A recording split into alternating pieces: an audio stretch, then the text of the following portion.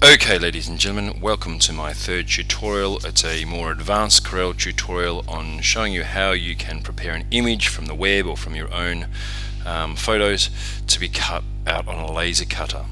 For a start, I'd like to show you how to search appropriately for an image. If you're looking for a giraffe, for example, none of these images are going to be suitable to cut out on a laser cutter. If you search for a giraffe silhouette, for example, or a giraffe clip art, or a giraffe cartoon, you're more likely to get something that's going to be able to be cut out or printed out on the laser cutter. You want something that's simple, something that's black and white, or something that's got very few colors, if you can help it. That one there looks fantastic. Okay, what I could do is I could go on an Apple computer, Command Shift 4, and take a screenshot of that and then dump it into Corel. What I've actually done is I've just taken I visited the page, I viewed the image, and I've put it in here. So I've actually got it on my desktop already. So I'm going to go across to this new document, 640 by 460, RGB, 300 DPI, OK, and I'm going to go File, and I'm going to import that image. So that import was on the desktop. That import, I'm hoping, was that one there. I'm going to hit import and I'm going to drop it in. Beautiful, there it is. This is what I want to talk to you a little bit about: a bitmap image versus a vector image.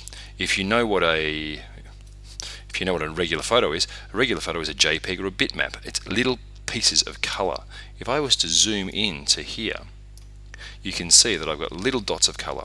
A vector image doesn't have that, and for corelDRAW we're wanting to use a vector image. So I'm going to zoom back out again, and I'm going to turn that into a vector image.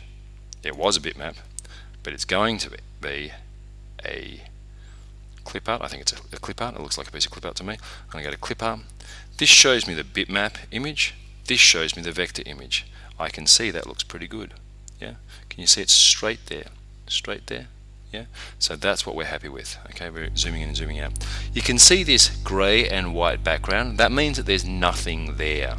That means that there's no white background, there's no background. So all you've got is this image here. Make sure that you delete the original image. Make sure you remove the background as much as you can, otherwise you're left with the white. Okay, we don't want the background. And trying to merge adjacent colors, these kind of things. You can up and down the detail, you can play with the smoothing and the corner smoothness. It depends on the image that you are selecting. But like I say, try and keep it very, very simple. I'm going to hit OK. And I now have, what it says is a group of two objects on layer 1. I'm pretty sure that it's a group. The one group is all the black spots and the other group is all the yellow skin. I'm pretty sure that's the case, but I'm not sure.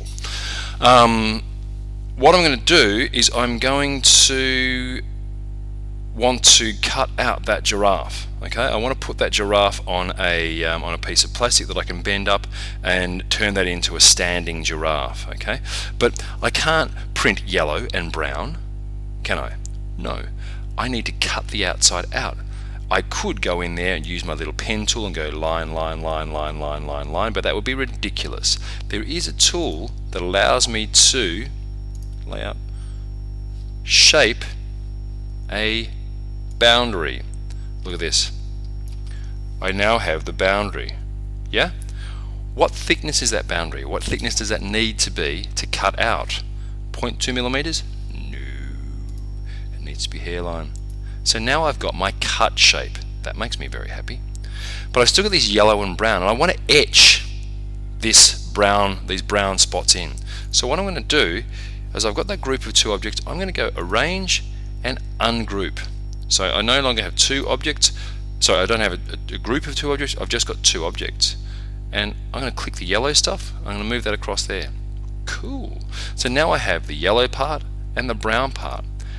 For me to be able to etch, raster, engrave this, what color does it need to be? Red. That is correct. It needs to be red. And then I'm going to drag this across to there. So the best way of doing that would be to maybe grab that node there and move it across so it sits on that node there. Is that right? I'm not 100% sure. So I'm going to zoom in and have a look. Yes, that's perfect. So when you're moving things around, let's just take that again, and I'll just move that. Just move that out of the way. When you're moving things around, you want to try and grab, each of these things are called nodes, yeah? Obviously that node is the node that's right on the corner, and I want to move that node to that one there. So when you're moving things around, try and be as accurate as you can. Okay, so that's my node there. I'm going to zoom out, and now I've got this giraffe. I probably don't need that cheese, so I'll delete that. But as I said before, I want to now put a piece of plastic down here, and then put it on the bender and bend it. Yeah, so I'm going to move it down a little bit till it's about right. I'm going to zoom in, and as you can see, stupid me, I made that 0.2 millimeters. I didn't make it a hairline, so I'm going to change that to hairline. And what I need to do is I need to go to my virtual segment delete, and I need to delete that and delete that. Yeah, that's okay, I can get rid of the red, I don't need the red. I'm going to delete all this stuff here so that it will cut around here, but it won't cut through there. Yeah, because we don't want that. If I just cut that out, what I'll do is it'll cut around here, won't it? We don't want that either. We don't want it to cut there. We don't want it to etch the hoofs. We just want it to be simple. So you can see that when the knife is pointing upwards, it's doing its work. Okay, good. Zoom back out, and I now have what looks like a pretty nice, ready to go object. But remember, Mr. Dawes said that it couldn't be any larger than an A4 sheet of paper, and it's 464 millimeters tall, which is way larger than a A4 sheet of paper. An A4 sheet of paper is about 295 millimeters. Now, if I typed in 295 there, what do you think is going to happen? 295 is going to be a fat dog-looking giraffe. Command Z, undo that. What I'm going to do is I'm going to click this proportional, this ratio thing on, and then click in 295. All of a sudden I've got it proportionately changing. Okay, so keep that in mind. That padlock lock will allow you to change the X and the Y direction at the same time. I really like that.